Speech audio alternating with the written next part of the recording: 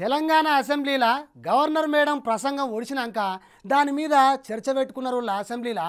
అట్లనే ఆఖరి రోజు అవుడుతోని మస్తు గరంగా మాటల యుద్ధం జరిగినాయి ఉల్లా బీఆర్ఎస్ కాంగ్రెస్ మధ్య. చూడురో పారి.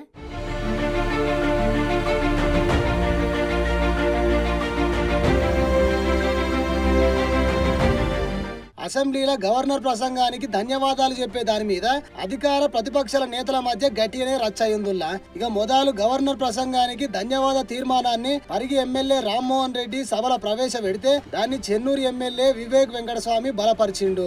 ఇక తర్వాత ప్రధాన ప్రతిపక్షం బీఆర్ఎస్ నాయకుడు కేటీఆర్ కు మాట్లాడే ఛాన్స్ ఇస్తే ఇక గవర్నర్ ప్రసంగం గురించి ఇట్లా చెప్పుకొచ్చిండు కేటీఆర్ సారు.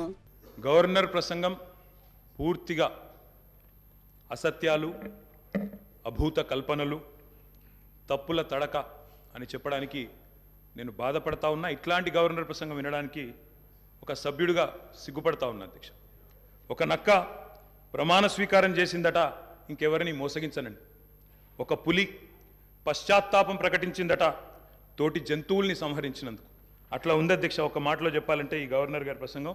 గవర్నర్ ప్రసంగం గురించి మాట్లాడిన సారు ఇక 50 ఏళ్లకెళ్లి కాంగ్రెస్ పార్టీ పరిపాలన గురించి మాట్లాడిండు. పడావుబడ్డ భూములు, పాడుబడ్డ ఇండ్లు, ఆకలి కేకలు, ఆత్మహత్యలు, దానికి పొన్నం ప్రభాకర్ సారుకి ఇట్లా చెప్పుకొచ్చిండు. అధ్యక్ష అందుకే కదా తెలంగాణ తెచ్చుకున్నది. తెలంగాణ ఉమ్మడి రాష్ట్రంలో నిర్లక్ష్యమైందనే కదా అధ్యక్ష. ఉమ్మడి రాష్ట్రంలో నిర్లక్ష్యమైంది, మన పట్ల వివక్ష ఉందనే తెలంగాణ తెచ్చుకున్నాం.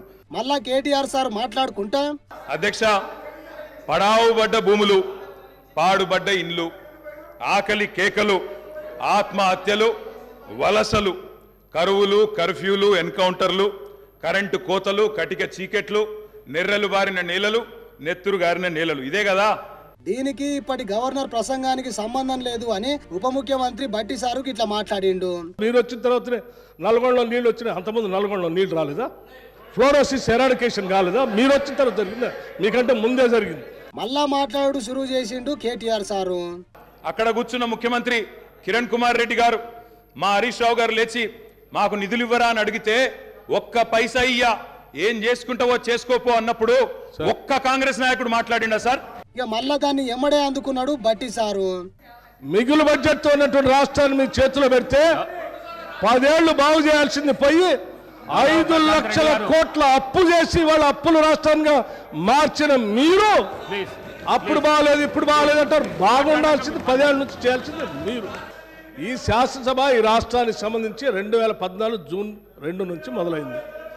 ఈ 2014 నుంచి ఈ రాష్ట్రంలో తీసుకున్న చర్యలు, జరిగిన ఖర్చులు, చేసిన అభివృద్ధి, రాష్ట్ర ప్రజల ఆకాంక్షలు, వాటి గురించి మనం మాట్లాడుకోవాలి. మళ్ళా షురూ చేసిన కేటీఆర్ సారు అట్లనే కాంగ్రెస్ పార్టీ గురించి మాట్లాడిండు. ఇందిరమ్మ రాజ్యం తెచ్చినాం, ఇందిరమ్మ పాలన తెచ్చినాం అంటే మరి ఇందిరమ్మ పాలన గుర్తు చేయాలి కదా సార్. ఇందిరమ్మ పాలనలో గంజి కేంద్రాలు ఉండేది గుర్తు చేయాలి. ఇందిరమ్మ పాలనలో కరెంటు లేనిది గుర్తు చేయాలి. ఇందిరమ్మ పాలనలో నిర్బంధాలు గుర్తు చేయాలి. ఇందిరమ్మ పాలనలో నియంతృత్వం గుర్తు చేయాలి. ఇందిరమ్మ పాలనలో ఎమర్జెన్సీ రోజులు గుర్తు చేయాలి. ఇందిరమ్మ పాలనలో ఆర్టికల్ 365ని ఎట్లా యూజ్ చేసి ప్రజాస్వామికంగా ఎన్నుకున్న ప్రభుత్వాలను రద్దు చేసినో గుర్తు చేయాలి. ఇందిరమ్మ పాలనలో ఎట్లా ముల్కీ రూల్ను తుంగలో దొక్కినో గుర్తు చేయాలి. ఇందిరమ్మ పాలనలో ఎట్లా రాష్ట్ర ప్రభుత్వాలను ఒక నియంతలాగా శాసించినో గుర్తు చేయాలి. ఇందిరమ్మ పాలనలో ఎట్లా ఇంటింటికి తాగునీళ్ళు ఇవ్వలేని దుస్థితులను గుర్తు చేయాలి. ఇందిరమ్మ పాలనలో ఎట్లా అయితే గరీబీ హటావో అని నినాదం ఇచ్చి మర్చిపోయినో గుర్తు చేయాలి. దరిద్రం ఏంటంటే గతంలో మనల్ని పీడించిన వాళ్ళు పోయినారు, కానీ వాళ్ళ పేర్లు తలుచుకునే వాళ్ళు ఇంకా అక్కడే ఉన్నారు అధ్యక్ష. అది మేము 39 మంది ఉన్నాం, వాళ్ళు 64 మంది ఉన్నారు, మిడిసిపడుతున్నారు అధ్యక్ష. ఎంత అధ్యక్ష తేడా? 1.85% ఓటు మాత్రమే. ఇక ఈ మాట అనేసరికి ముఖ్యమంత్రి రేవంత్ రెడ్డి సార్ ఇట్లా కేటీఆర్ ను ఉద్దేశించి ఎన్ఆర్ఐ అని చెప్పి ఇట్లా చెప్పుకొచ్చిండు. కొంతమంది ఎన్ఆర్ఐస్కి ప్రజాస్వామిక స్ఫూర్తి అర్థము అవగాహన కాదు. మనం ప్రయత్నం చేసినా కూడా వారు తెలుసుకునే ప్రయత్నం చేయరు. ప్రజాస్వామ్యంలో 49కి 0 వాల్యూ ఉంటుంది, 51కి 100% వాల్యూ ఉంటుంది. ఎందుకంటే 51% ఓట్లు, 51% నెంబర్ ఉన్న వాళ్ళు ప్రభుత్వాన్ని ఏర్పాటు చేస్తారు. 49% ఉన్నవాళ్ళు ప్రతిపక్షంగా కూర్చొని ప్రభుత్వం తీసుకునే పరిపాలనలో నిర్ణయాలను, శాసనాలను సహేతుకంగా విశ్లేషించి సలహాలు, సూచనలు ఇస్తారు. ఇక కేసీఆర్ గురించి చెప్పుకుంటా గత పాలనలో యూత్ కాంగ్రెస్ వైస్ ప్రెసిడెంట్గా కల్వకుంట్ల చంద్రశేఖరరావుకు అవకాశం ఇచ్చిందే కాంగ్రెస్ పార్టీ.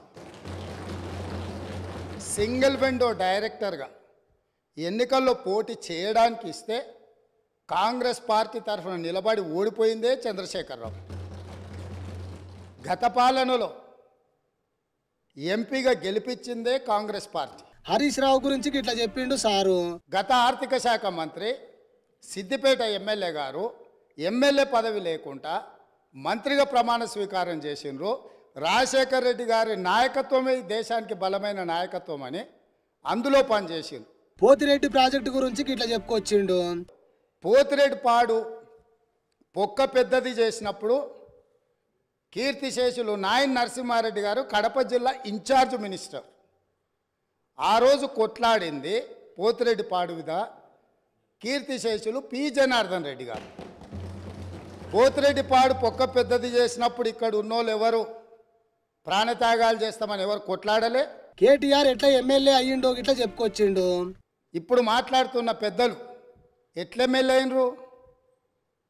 వాళ్ళ తండ్రి గారి గురువైన చంద్రబాబు నాయుడు గారి పార్టీతో పొత్తు పెట్టుకుంటే ఆ పార్టీ మద్దతుతో ఆ కడువ కప్పుకొని సిరిసిల్లలో కష్టపడి పనిచేసి నిర్మించుకున్న చీమలు పెట్టిన పుట్టలో పాములు దూరినట్టు కేకే మహేందర్ రెడ్డి అక్కడ పార్టీని నిర్మించుకొని తెలంగాణ ఉద్యమంలో పాల్గొని తెలంగాణ ఉద్యమంలో ముందు భాగం నుండి నిలబడి కొట్లాడితే ఎన్ఆర్ఐ అంటే నాన్ రిలయబుల్ ఇండియన్ కింద మేనేజ్మెంట్ కోటాలో ఇక్కడికి వచ్చి టికెట్ తీసుకొని అక్కడ ఆ కేకే మహేందర్ రెడ్డి గారిని అన్యాయం చేసి ఈరోజు ఇక్కడికి వచ్చిండ్రు.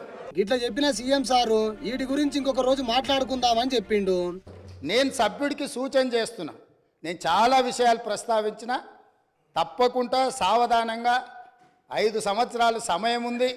సంపూర్ణంగా ఎక్స్రే తీసినట్టుగా ఎక్కడెక్కడ ఏమేమి ఉన్నాయో అన్నిటిని వివరిస్తాం. మా ఆర్థిక మంత్రి గారు డిప్యూటీ సీఎం గారు జరిగిన విధ్వంసం ఏంది, ఆర్థిక నేరం ఏంది, అన్ని విషయాలు ఈ సభలోనే తమరి అనుమతి తీసుకొని చర్చకు పెట్టి వాటన్నిటిని విశ్లేషిద్దాం. ముఖ్యమంత్రి మాట్లాడిన పోతిరెడ్డి ప్రాజెక్టు గురించి హరీష్ రావు సార్కి ఇట్లా మాట్లాడుకొచ్చిండు. ఆ రోజు రాజశేఖర రెడ్డి గారి కేబినెట్ నుంచి మేము 6 మంత్రులం 14 నెలలకే మేము రాజీనామా చేశాము. మేము రాజీనామా చేసినప్పుడు చెప్పే 6 కారణాలు. అందులో మొట్టమొదటి కారణం అక్రమంగా పోతిరెడ్డిపాడు ప్రాజెక్టును పొక్కగొట్టి మా తెలంగాణకు దక్కాల్సిన కృష్ణా నదీ జలాలను రాయలసీమకు తరలించకపోతున్నందుకు నిరసనగా ఈ కేబినెట్ నుంచి మేము వైదొలుగుతున్నాము. ఎమ్మెల్యే అభ్యత్వం గురించి మాట్లాడుకుంటా నేను శాసనసభ్యుడు కాకుండా మంత్రిని చేసిన ఘనత కాంగ్రెస్ పార్టీదని వారు మాట్లాడినారు. ఆ కాంగ్రెస్ పార్టీని అధికారంలో తెచ్చిన ఘనత టీఆర్ఎస్ పార్టీది అని ఆయన అన్నారు. ఆ రోజు మేం పొత్తు పెట్టుకోవడం వల్లనే ఆ రోజు కాంగ్రెస్ పార్టీ అధికారంలోకి వచ్చింది తప్ప మీరేదో గెలిస్తే మాకు పదవులు ఇచ్చారు కాదు. మేము కాంగ్రెస్ పార్టీకి భిక్ష పెట్టినాం. కేసీఆర్ ఎంపీ పదవి గురించి చెప్పిన హరీష్ రావు సారు ఆ రోజు కాంగ్రెస్ పార్టీ అధికారంలోకి వచ్చినప్పుడు సోనియా గాంధీ గారి అధ్యక్షంలో యూపీఏ సమావేశం జరిగింది. ఆ యూపీఏ సమావేశంలో సోనియా గాంధీ గారు కేంద్ర మంత్రివర్గంలో కేసీఆర్ గారిని చేరమన్నప్పుడు కేసీఆర్ గారు ఒక మాట చెప్పారు, కామన్ మినిమం ప్రోగ్రాంలో తెలంగాణ అంశం పెడితేనే నేను కేబినెట్లో చేరతా, నేను పదవుల కోసం రాలేదు, తెలంగాణ కోసం ఢిల్లీకి వచ్చినా అని చెప్పిండు కేసీఆర్ గారు. ఇక దీని మీద మంత్రి శ్రీధర్ బాబు మాట్లాడుకుంటా మేం చేయబట్టి కాంగ్రెస్ పార్టీ అధికారంలోకి వచ్చిందని. మేము 91 మంది ఉన్నాము, 90లో మేము ఉన్నాము. మీరు ఉన్నది ఎంతమంది? దాని తర్వాత ఎన్ని సీట్లు మీరు నిలబడ్డారు, ఎంతమంది గెలిచారు? దాని తదుపరి జరిగిన 2000 ఎన్నికల్లో ఎంతమంది మీరు నిలబడ్డారు, ఎంతమంది గెలిచారు? ఇవన్నీ కూడా బేరీజ్ చేసుకోవడానికి మరొకసారి ఒక చర్చ పెట్టండి అధ్యక్ష. ఇక అటే ఇంకా కేటీఆర్ మళ్ళా ఇట్లా మాట్లాడుకొచ్చిండు. తెలంగాణ తెచ్చిన నాయకుడిని పట్టుకొని కల్వకుంట్ల చంద్రశేఖర్ రావు అని ఏకవచనంతో మాట్లాడతారు. తెలంగాణను వ్యతిరేకించిన వాళ్ళనేమో గారు గారు అని మాట్లాడినప్పుడే అర్థమైంది అధ్యక్ష, వారి సంస్కారం ఏందో, వారి పరిజ్ఞానం ఏందో అర్థమైంది అధ్యక్ష.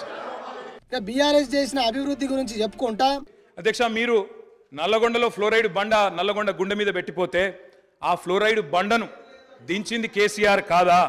ఆ విషం నీళ్ళ పీడ విరగడ చేసింది కేసీఆర్ కాదా? తెలంగాణను ఫ్లోరోసిస్ రహిత రాష్ట్రంగా పార్లమెంటులో ప్రకటించింది కేంద్ర ప్రభుత్వం కాదా? ఇది అబద్ధం అంటారా?